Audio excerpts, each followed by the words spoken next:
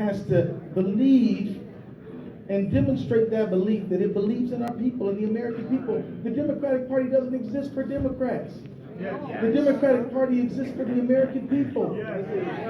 Look, here's a statistic for you. I hate throwing out statistics, but I'm going to throw this one out. Over 56% of Americans have less than $1,000 in the bank. Those folks need a party. Somebody's trying to put food on the table every day, and they run out a week before they run out of money, needs a party. Somebody who is struggling to make sure that they can be home when the kids go to school because they closed last night. You understand what I'm saying? They need a party. You know, the folks who really are just hoping and praying that their medicine does not jump up in price again, they need a party, y'all. That young woman who says, I'd like to be in a labor union if I could be, but you know what? I really want a union, but I need a job. And I'm scared of what that boss man might do to me if I actually try to join that union. She needs a party. She needs somebody who's going to stick up for her. Somebody who's taking no mess for her.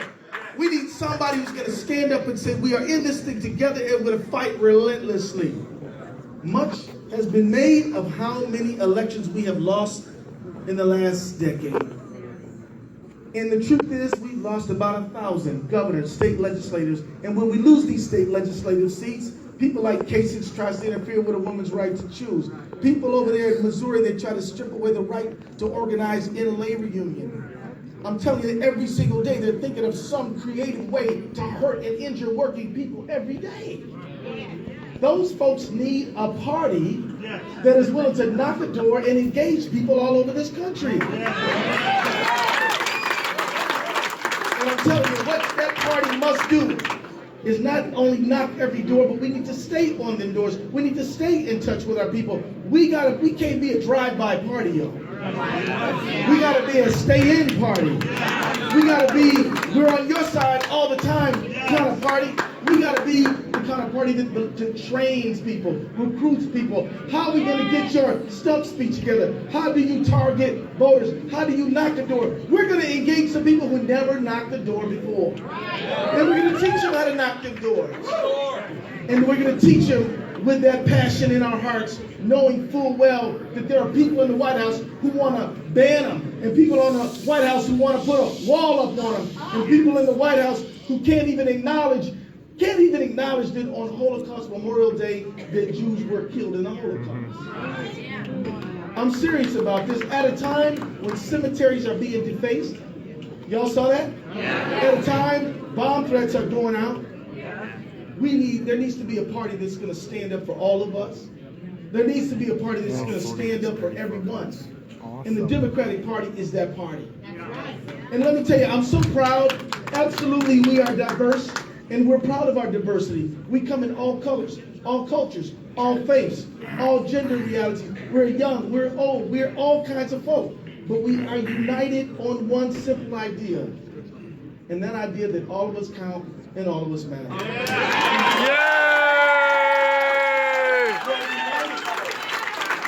are united in the simple belief that there is nobody who we have to cast away or throw away. That's right.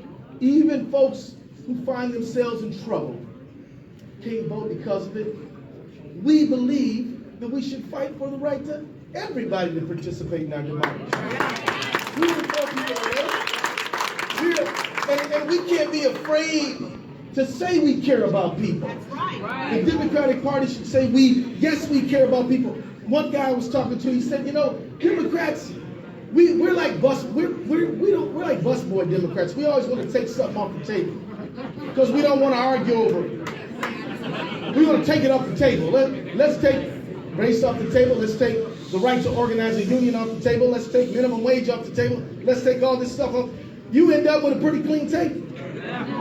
We need some later Democrats. Let's put some stuff on the table. Let's talk about unions.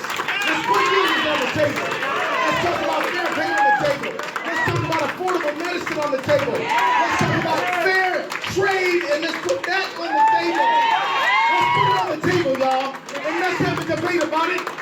scared. I'm not scared. Let's do it. What I'm telling you guys is that we have been blessed with an awesome challenge, and we have been given a chance to perform in a historical moment. And yes, it's scary. And yes, there are forces, bad forces arrayed around us. But if we will have a little bit of faith, my brother's a Baptist minister. He would say, this is my brother right here, Brian Ellison. Brian would get up here and tell you, if you have the faith the size of a mustard seed, you can move a mountain, Brian. That's Reverend Ellison would say that. If we need faith right now, Reverend Kelly, don't we need a little faith, brother? That if we stand together, even if they're criticizing us, even if they're telling us, you're wrong, you shouldn't be doing that, what you doing that for? If we will say, I'm not apologizing for caring about the American people, then we will succeed and we will win. Now, let me just tell you this. Tomorrow morning, all us Democrats are going to come together. This is important, everybody. Let me just say, tomorrow morning, we're going to get up. Hope to see some of y'all in the gym. Tomorrow morning, we're going to get up. And we're going to go into a room. And we are going to hear some speeches from some people who have run for chair and other races. And I just want to tell you that I got nothing but love and compassion and friendship for everybody in the race. They're good. I want to tell you that every one of them has made a valuable and important contribution. I'm so proud of the fact that Ray Buckley has relentlessly talked about the importance of strengthening state parties. I'm so proud that my friend Jamie Harrison has said, don't count the South out. We got to fight and we got to win in the South, and we can. I'm so proud that Tom has talked about the importance of fighting and protecting the vote in our country and fighting against voter suppression. I'm so proud that Sally has never, ever let go of the idea that everybody counts and everybody matters. Even in the western part of this country, we can win and we can succeed. She has stood up for that. She was the first woman to join this race, and after what happened in November, it was important for her to get in this race and to speak her truth and to stand up.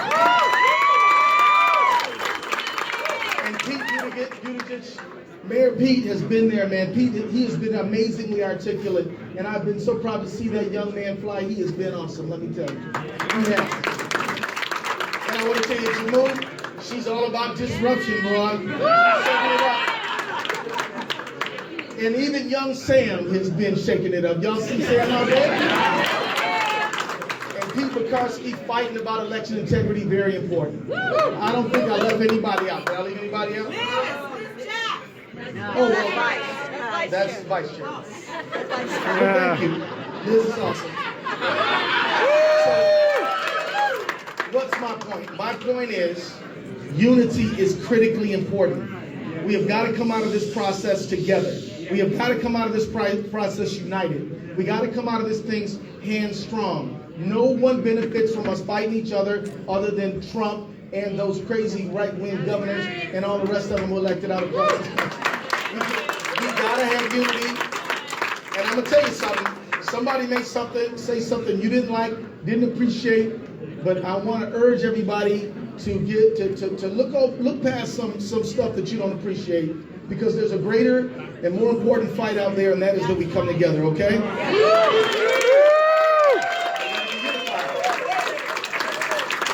And I just want to tell you that just because I'm asking you to be unified doesn't mean that you can't be passionate, fighting for your candidate. Just because you're unified and understand that we got to come out together doesn't mean that we don't need you to grab that undecided voter and convince them to come our way. We need that voter. Yes, we're unified, but we got to get that person to say, you know, I'm kind of leaning, keep swaying.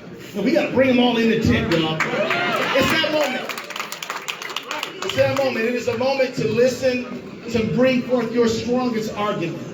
to put your arm around that person and say, look, this is about uniting and organizing all over our country all the time. This is about standing up for each and every American. This is about defending the right to earn a decent living in the richest country in the world. This is about the right to join the labor union and be part of an organization that's going to bargain collectively for your good pay and your good life.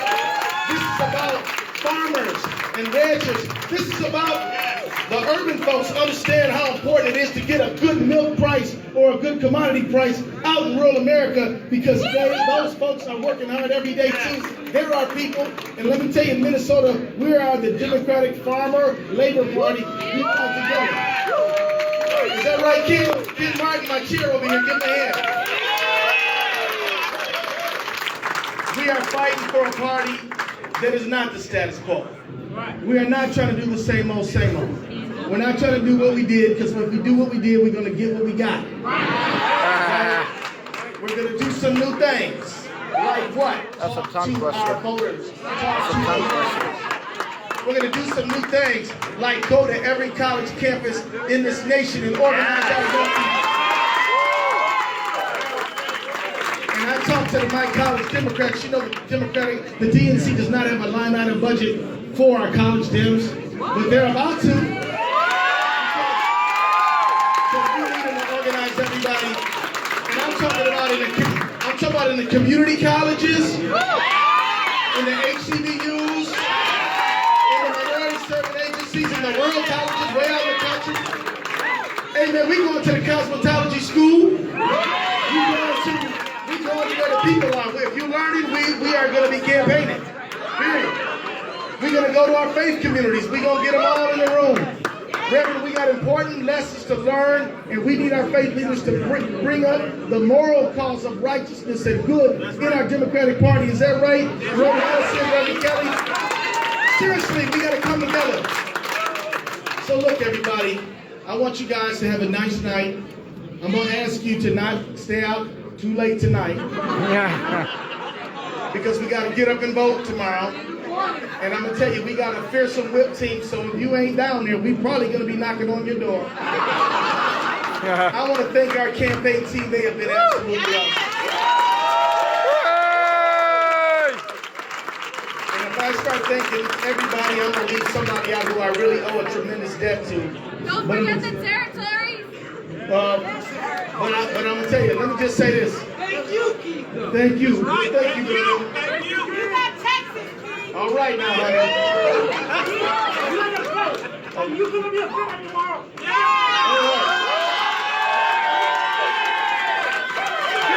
But let me tell you one more thing before I put the mic down. Some friends of mine got on an airplane and flew 24 hours to be here from the Northern Mariana Islands. I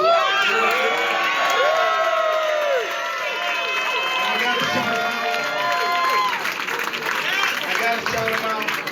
But let me just tell you from the bottom of my heart, Ashley, Lee Saunders, love you guys. The nurses, awesome, love you guys. AFT, Randy Weinberg, Willie Garcia, UAW. Let me tell you, the DFA, move on. Let me just say, everybody, you guys have been amazing. This has been a moment of a lifetime. But tomorrow is when the real work really gets started. So let's go win this thing tomorrow, and then let's go organize America all over.